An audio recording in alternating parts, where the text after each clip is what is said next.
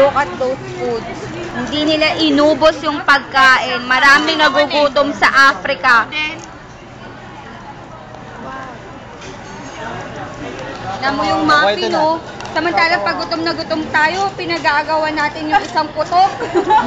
Saka nangihingi lang tayo ng keso kay Daddy Norman. Tapos yung muffin ngayon, ayaw yung kainin. Ngayon, wala na si Daddy Norman. Nag-resign na pressure. Wag ako masyado.